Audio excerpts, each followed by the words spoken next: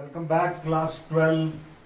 We are in unit 7 and we are starting with chapter 7.5, communication, importance and barriers. संदेश वाहन, महत्व एवं बाधाएं. संदेश वाहन, कम्युनिकेशन संगठन में जान डालता है. अब कैसे जान डालता है? कॉन्सेप्ट के बारे में बात करेंगे और मीनिंग के ऊपर जाएंगे. जो वर्ड कम्युनिकेशन है वो लैटिन भाषा के कम्युनिस शब्द से लिया गया है, जिसका अर्थ है कॉमन. दो व्यक्तियों के बीच में भाषा का, शब्दों का, तथ्यों का आदान प्रदान होगा. और अगर इसके अर्थ पर जाऊं तो संदेश वाहन का अभिप्राय तथ्यों, विचारों, भावनाओं आदि को एक व्यक्ति से दूसरे व्यक्ति तक हस्तांतरण करने व समझाने की कला से है. तो वो जो फैक्ट्स हैं, आइडियाज हैं और फीलिंग्स हैं, उनको एक व्यक्ति से दूसरे व्यक्ति तक ट्रांसफर करना है और वो समझ जाए, दूसरा व्यक्ति जो है उस बात को समझ जाए. वो उस आदेश की अनुपालना करे ये जरूरी नहीं है, लेकिन आपने जो कहा वो बात उसे सही तौर पर समझ आ गई. ये संदेश वाहन में, कम्युनिकेशन में बहुत जरूरी एक शर्त है. तो यहां पर परिभाषा की बात कर लेते हैं कि संदेश वाहन को कुछ विशेषज्ञों द्वारा परिभाषित किया है. तो यहां पर कीथ डेविस की उस परिभाषा का जिक्र किया जा रहा है. संदेश वाहन एक प्रक्रिया है जिसके अंतर्गत संदेश एवं समझ को एक व्यक्ति से दूसरे व्यक्ति तक पहुंचाया जाता है. संदेश और समझ को एक व्यक्ति से दूसरे व्यक्ति तक पहुंचाया जाता है. तो ये तो कीथ डेविस के शब्द थे. अब यहां पर जान लेना जरूरी है कि संदेश वाहन की क्या विशेषताएं हैं. What are the characteristics of communication.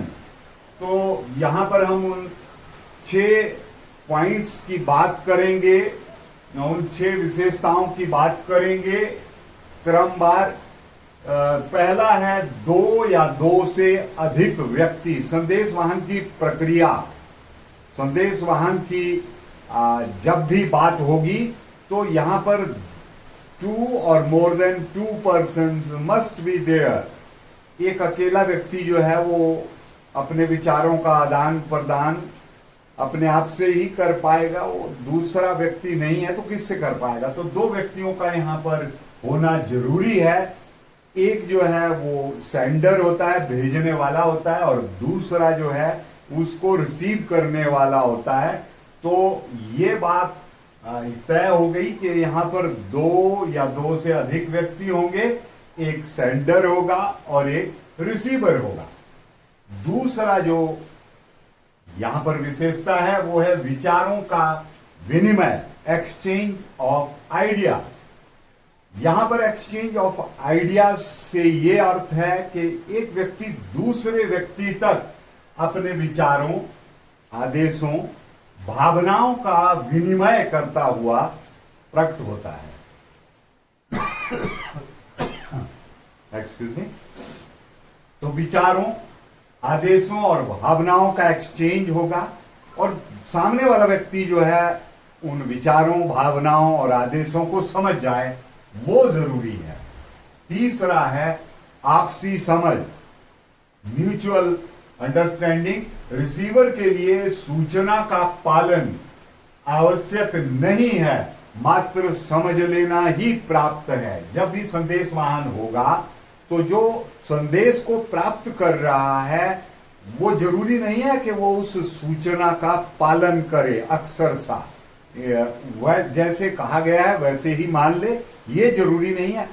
जरूरी ये है यहां पर कि वो उसको सही मायने में समझ ले, जैसा कहा गया है जिसके द्वारा वो संदेश भेजा जा रहा है, और आप जो संदेश प्राप्त कर रहे हैं वो आशय के साथ, सही आशय के साथ सही तरीके से समझ लेना बहुत आवश्यक है।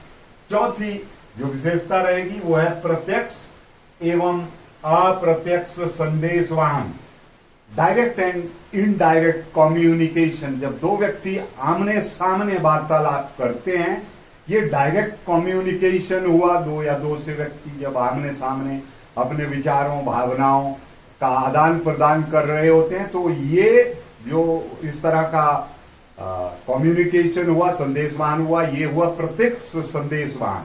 और जब बात अप्रत्यक्ष संदेशवाहन की है कि आप टेलीफोन के माध्यम से किसी व्यक्ति तक अपना संदेश पहुंचा रहे हैं, पत्र लिख कर पहुंचा रहे हैं, ईमेल के द्वारा पहुंचा रहे हैं, वेबिनार द्वारा पहुंचा रहे हैं, तो वो थोड़ा सा उसमें एक वो इनडायरेक्ट कम्युनिकेशन है। वो आप आमने सामने अगर नहीं है तो वो अप्रत्यक्ष संदेश वाहन हुआ। पांचवा जो यहां पर इसका कैरेक्टरिस्टिक्स है वो है लगातार प्रक्रिया, it is a continuous process.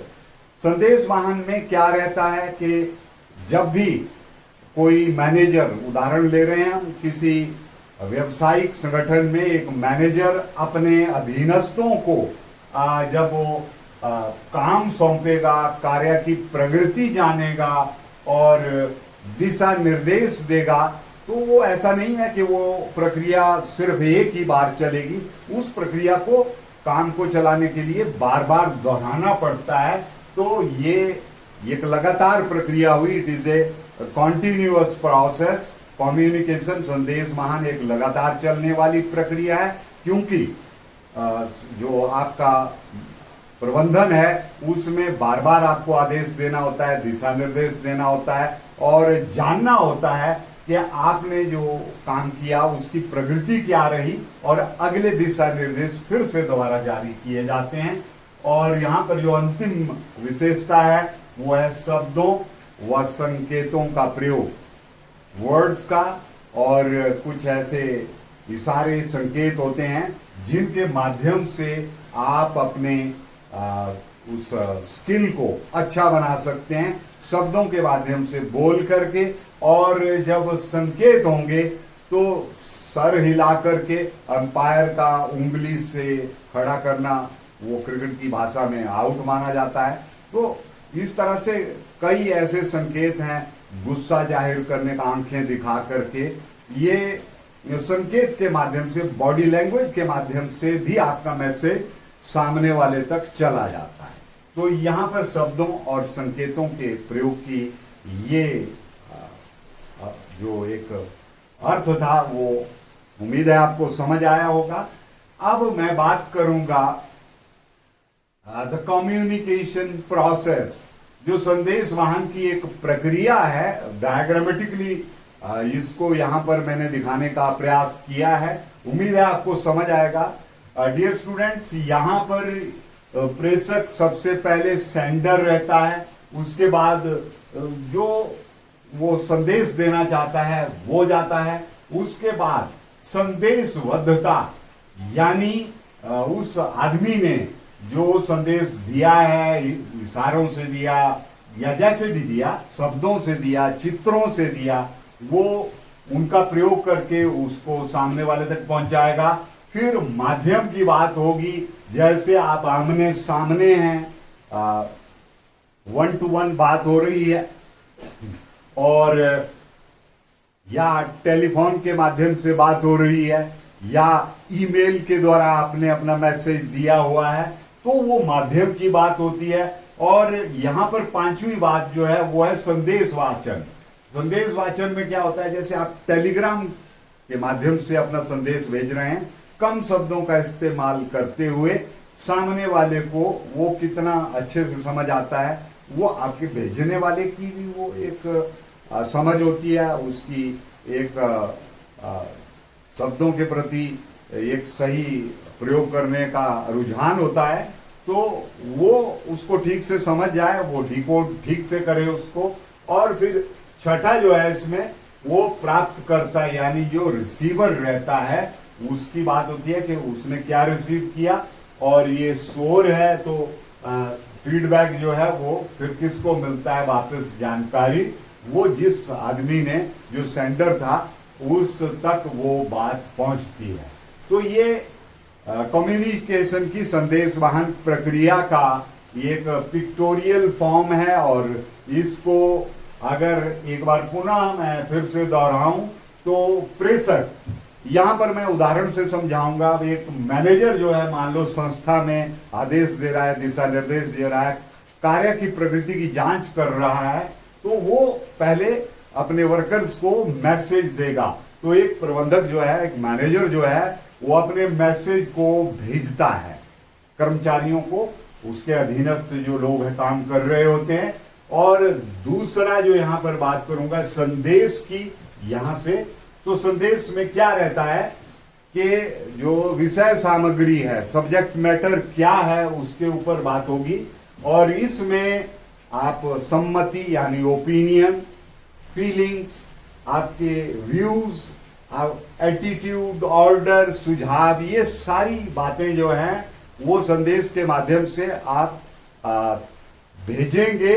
और तीसरा यहां पर संदेशबद्धता जो एनकोडिंग है, वो संदेश प्रेषित करने के लिए शब्दों, इशारों, चित्रों आदि का अगर कोई प्रयोग किया तो वो सारी चीजें एनकोडिंग में शामिल रहती हैं, जिससे सामने वाले को समझने में आसानी होती है।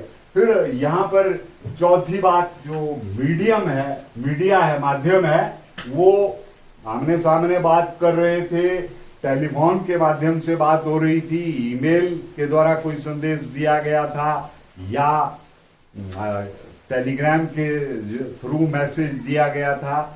कौन सा तरीका, पत्र व्यवहार द्वारा मैसेज भेजा गया था, वो यहां पर माध्यम के अंदर उस चीज का शामिल किया जाता है। और पांचवी बात है यहां पर संदेश वाचन यानी डिकोडिंग, डिकोड करना।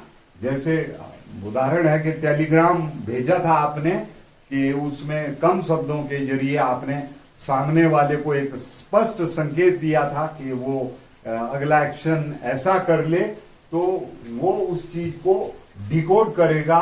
और छठा है प्राप्त करता, रिसीवर, रिसीवर ने जो यहां से मैसेज चला था उस तक वो ठीक सही से उसने समझ लिया, पहुंच गया, तो वो रिसीव कर लेगा उसको, प्राप्त करता, और वापस जानकारी देगा, फीडबैक देगा।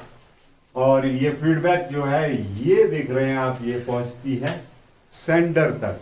और ये प्रक्रिया जो है ये बार बार दोहराई आती है, संदेश वाहन की प्रक्रिया, क्योंकि किसी संगठन में इस प्रक्रिया को बार बार दोहराना इसलिए जरूरी होता है क्योंकि एक बार आदेश निर्देश देकर आपको काम की प्रगति को भी जांचना होता है, फिर अगला काम शुरू, फिर अगला काम शुरू। तो ये प्रक्रिया बार बार दोहराई जाती है और इसीलिए संदेश वाहन संगठन में जान डालता है। उम्मीद है आपको इस कॉन्सेप्ट के बारे में, अर्थ के बारे में, परिभाषा, विशेषताओं और संदेश वाहन प्रक्रिया का जो एक मैंने प्रयास किया, वो dear students you must have followed it. यहां से आगे अब हम अपनी बात को जारी रखेंगे, वो अगले लेक्चर में होगा, इंपॉर्टेंस ऑफ कम्युनिकेशन। आज का टॉपिक यहीं पे समाप्त करने की इजाजत चाहूंगा। इन्हीं शब्दों के साथ जय हिंद, जय हिमाचल।